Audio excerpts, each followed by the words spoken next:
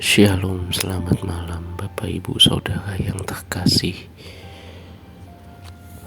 Banyak orang Indonesia yang seringkali ketika ada orang lain bercerita atau orang lain meminta tolong kepada kita langsung merespon dengan kalimat yang biasanya seperti ini. Itu sih masih mending, saya dulu lebih parah begini. Atau misal ada orang yang membutuhkan bantuan, mau meminjam uang kepada kita bilang, saya juga gak ada uang, semuanya naik, kagak naik, duit saya begini, dan lain sebagainya. Anak saya banyak, kebutuhan saya banyak, dan lain sebagainya. Sikap ini bisa kita ringkas atau umum disebut dengan adu nasib. Namanya hidup orang itu berbeda-beda. Manusia atau seseorang kadang-kadang ada di atas, menikmati kenyamanan, hidup yang enak, mungkin finansial sedang baik. Tetapi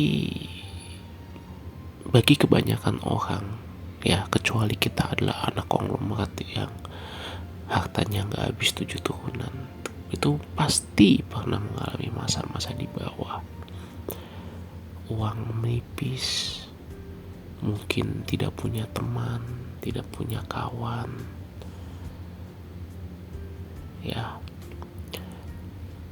Apa yang kita inginkan sulit untuk tercapai. Di situ sebetulnya Tuhan memberikan keadilan. Adil itu bukan berarti kita pernah di atas, nanti ada masanya kita di bawah, tidak. Tetapi kita diberikan kesempatan untuk kita boleh merasakan posisi yang sulit. Itu adalah keadilan Allah. Sehingga ketika suatu saat kita berada di posisi yang enak, kita pernah ingat, kita dulu ada di posisi yang sulit. Ketika ada orang lain datang kepada kita karena kesulitannya dan kita sudah lebih nyaman, lebih baik daripada pada waktu itu, kita bisa, aku pernah ada di posisimu, aku paham posisimu, apa yang bisa aku bantu. Harusnya begitu. Bukannya kita bilang, itu masih mending, dulu saya lebih parah. Itu sikap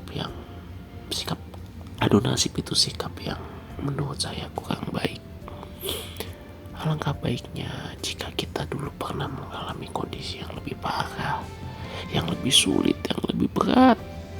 Di situ kita bisa berkata kepada orang lain yang datang kepada kita, saya dulu pernah di posisimu.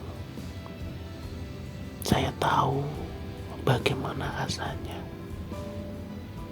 dan apa yang bisa saya bantu meringankan posisimu. Sehingga suatu saat ketika engkau bisa bangkit, ketika aku membantumu dan engkau bisa bangkit, bisa pulih, bahkan bisa kembali lagi ke level yang lebih baik lagi, engkau juga melakukan hal yang sama.